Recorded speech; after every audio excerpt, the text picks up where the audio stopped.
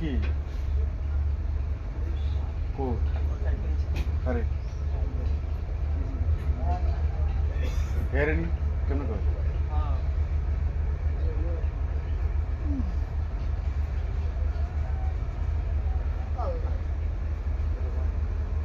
মামলা করছে নাকি?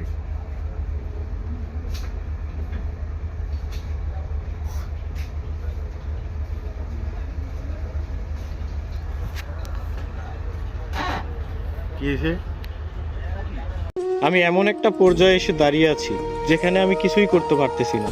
না পারতেছি পরিবারের মানুষের স্বপ্ন পূরণ করতে, না পারতেছি নিজের স্বপ্নগুলো পূরণ করতে। আসলে একদম জীবনটা আমার থমকে গেছে। আমি কিছুই করতে পারতেছি না। কি হচ্ছে আমার জীবনের সাথে, কেন হচ্ছে, এই হিসাবগুলো আমি মিলাতে পারতেছি না। বিশ্বাস করেন ভাই, প্রচুর পরিমাণে ডিপ্রেশন কাজ করতেছে ভিতরে।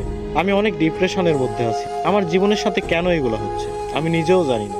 তবে একটা জিনিস কি, কোনো কিছুর হিসাব আমি মিলাতে পারতেছি না। একটা সময় ডিপ্রেশন কি জিনিস জানতাম না, এখন জানতেছি। তবে একটা কথা মাথায় রাখবেন, ডিপ্রেশন বিভিন্ন ধরনের হয়। শুধুমাত্র প্রেম বিচ্ছেদের কারণেই যে মানুষ ডিপ্রেশনে ভোগে, বিষয়টা এমন না। সবচেয়ে ভয়ানক ডিপ্রেশন হচ্ছে ফ্যামিলি প্রবলেম। হ্যাঁ, এগুলো আপনারা বুঝবেন না। যারা মধ্যবিত্ত পরিবারের, একমাত্র তারাই বুঝবে। ডিপ্রেশন অনেক কঠিন একটা জিনিস। এখান থেকে সহজে কেউ বের হতে পারে না, কেউ ডিপ্রেশন কাটিয়ে উঠতে পারে না। তবে আলহামদুলিল্লাহ, ধৈর্য ধরে আছি, ভালো কোনো একদিন আসবে ইনশাল্লাহ। রাতের পর দিন আসে, আর দিনের পরেই রাত। যেমন অন্ধকারের পর আলো, আমি অপেক্ষায় আছি। নিশ্চয়ই কোনো একটা সময় এই অন্ধকার ঘনিয়ে আসবে, একদম শেষ হয়ে যাবে। অবশ্যই আমি আলোর দেখা পাবো। আমি সেই দিনের অপেক্ষায় আছি। তবে বিশ্বাস করেন, আমি কাউকে বুঝাতে পারতেছি না আসলে আমার ভিতরে কি হচ্ছে, আমি কেমন আছি।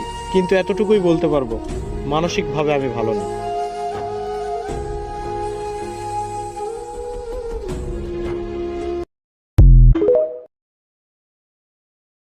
আমি এমন একটা পর্যায়ে এসে